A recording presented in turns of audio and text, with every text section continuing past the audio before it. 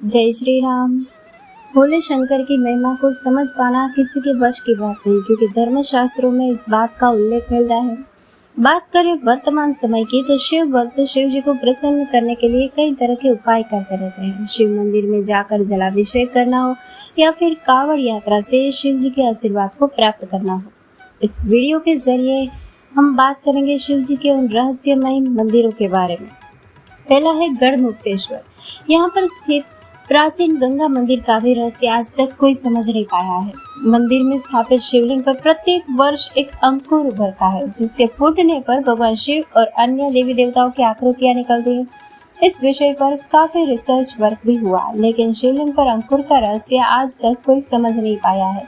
यही नहीं, मंदिर की सीढ़ियों पर अगर कोई पत्थर फेंका जाए तो जल के अंदर पत्थर मारने जैसी आवाज सुनाई पड़ती है। ऐसा महसूस होता है कि जैसे गंगा मंदिर की सीढ़ियों को छूकर गुजर रही हो। फिर है टिटलागढ़। टिटलागढ़ उड़ीसा का सबसे गर्म क्षेत्र माना जाता है। इसी जगह पर एक कुम्हड़ा पहाड़ है, जिस पर स्थापित है यह अनोखा शिव मंदिर। पथरीली चट्टानों के चलते यहाँ पर प्रचंड गर्मी होती है, लेकिन मंदिर में गर्मी के मौसम का कोई असर नहीं होता है। यहाँ पर एसी से भी ज्यादा ठंड होती है।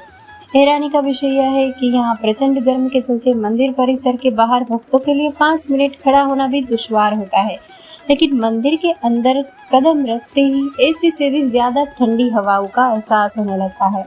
हालांकि यह वातावरण केवल मंदिर परिसर तक ही रहता है, बाहर आते ही प्रचंड गर्मी परेशान करने लगती है। इसके पीछे क्या रहस्य है, आज तक कोई जान नहीं पाया है। तमिलनाडु में 12वीं सदी में चोल राजाओं में ऐरावतेश्वर मंदिर का निर्माण करवाया था। बता दें कि यह बेहद ही अद्भुत मंदिर है। यहाँ की सीढ़ियों पर संगीत गूंजता है। बता दें कि इस मंदिर को बेहद खास वास्तु शैली में बनाया गया है। मंदिर की खास बात है 3 सीढ़ियाँ, जिन पर जरा सा भी तेज पैर रखने पर संगीत की अलग अलग ध्वनि सुनाई देने लगती है। लेकिन इस संगीत के पीछे क्या रहस्य है, इसको कोई नहीं जान पाया। यह मंदिर भोलेनाथ जी को समर्पित है। मंदिर की स्थापना को लेकर स्थानिक किंवदंतियों के अनुसार यहाँ देवताओं के राजा इंद्र के सफेद हाथी यानी कि ऐरावत ने शिव जी की पूजा की थी। इस वजह से इस मंदिर का नाम ऐरावतेश्वर मंदिर हो गया। यह भी उल्लेख मिलता है कि मृत्यु के राजा यम, जो कि एक ऋषि द्वारा श्रापित थे और शरीर जलने से पीड़ित थे, इसके बाद वह इसी मंदिर में आए। परिसर में बने पवित्र जल से स्नान कर भोलेनाथ जी की पूजा की। इसके बाद वह पूर्ण रूप से स्वस्थ हो गए। यही वजह है कि मंदिर में यम की भी छवि अंकित है।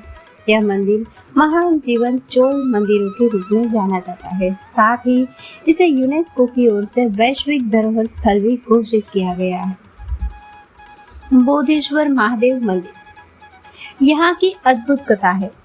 यहाँ कथा मिलती है कि नेवर के राजा को पंचमुखी शिवलिंग, नंदी और नवग्रह स्थापित करने का बोध स्वयं भगवान भोलेनाथ ने कराया था। इसी के चलते मंदिर का नाम भी बोधेश्वर मंदिर पड़ा। कहा जाता है कि जब राज्यकर्मी रथ पर शिवजी, नंदी और नवग्रह को लेकर जा रहे थे, तभी वह रथ राजधानी के प्रवेश करते ही भूमि में धंसने लगा। इसके बाद तमाम प्रयास किए, लेकिन रथ नहीं निकल सका। फिर राजा ने उस स्थान पर सभी प्रतिमाओं की स्थापना करवा दी।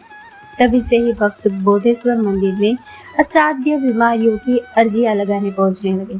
कहा जाता है कि इस शिवलिंग के सच्चे मन से स्पर्श मात्र से ही भक्तों की बीमारियां दूर हो जाती है।